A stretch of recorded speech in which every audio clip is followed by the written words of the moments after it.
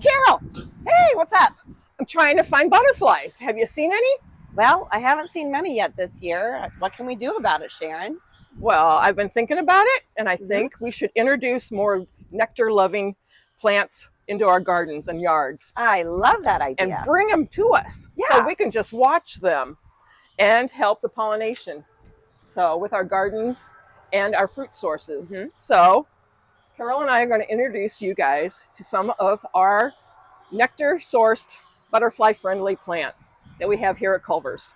So we'll start here. Oh, and by the way, what do all of these plants have in common, Carol? They have clusters of blooms on them. They're clusters. They're not just a single bloom. If you look, they're really a bunch of tube flowers. Yep. So, So the ageratum, the pentas, the globe amaranth, they all have tubular-shaped flowers, and they're in clusters. I agree, and they have great color. So beautiful color. they attract and say, they "Hey, sure do." come land on me." Right, exactly. So we'll start off with one of the good ones, lantanas. They come in a lot of different colors. They love the heat. They love the sun. They bloom all summer long.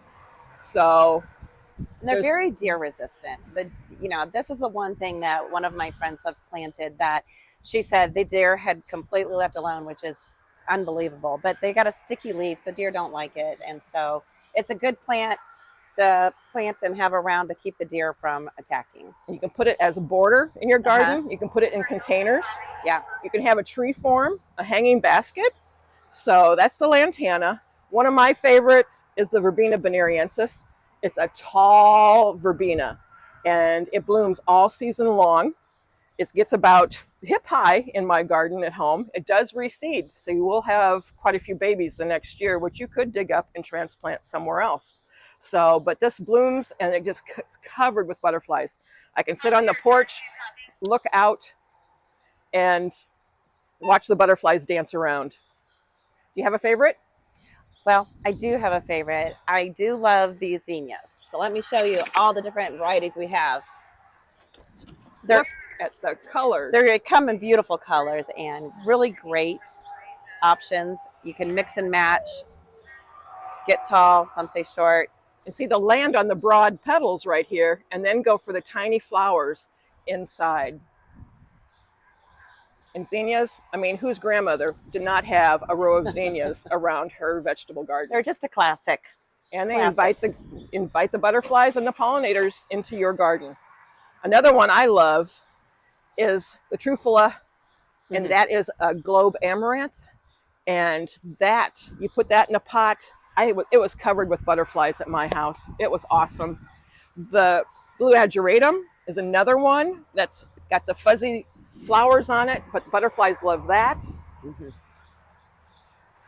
The pentas, they come in a lot of different colors also, and they're a great tubular flower and great for the butterflies. Bloom all summer.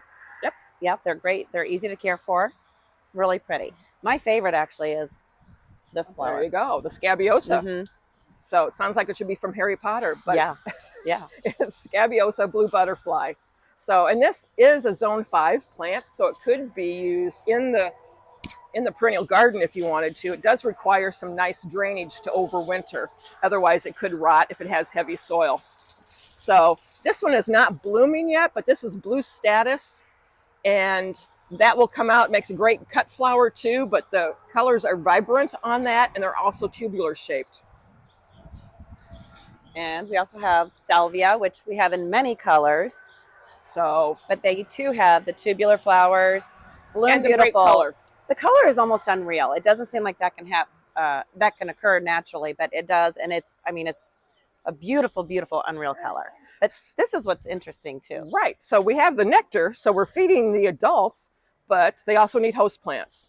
So, and that means basically somewhere for the females to lay their eggs. And parsley is good for swallowtails. I plant parsley in my garden, not to eat, but just for the butterflies. So I usually have a couple plants of that. The swallowtails love to lay their eggs on the parsley. They love to lay their eggs on dill. Bronze fennel is another one. So even planting a row of carrots, they will eat the carrot top leaves. So that's another source for the females to lay their eggs and for the larvae and the caterpillars to grow. Also, I mean, there's lots of perennials too. We'll discuss that in another video. But they also love the tree leaves. So when you see that leaves are being eaten, it's not always a bad thing. We're encouraging the growth of the caterpillars and butterflies. So these pollinators are very, very important to our ecosystem. So you're doing the earth a favor planting these. Yeah, and you could also may have a big container and just fill it full of just butterfly loving plants. Yeah. They may not be cohesive and the right color system, but it's going to encourage the butterflies to come to your house. And who doesn't love butterflies? That's right. And they're lucky if they land on you. It's Exactly. considered very lucky if one lands on you. So since we're feeding these butterflies, yeah, I think we better watch out for the big butterflies. That big thing? That big thing. Oh my God. I think we should go. Go, bye. I'll see you later. We invite you to come to Culver's and create your own beautiful butterfly garden. And stop out and take your photo with our big butterflies.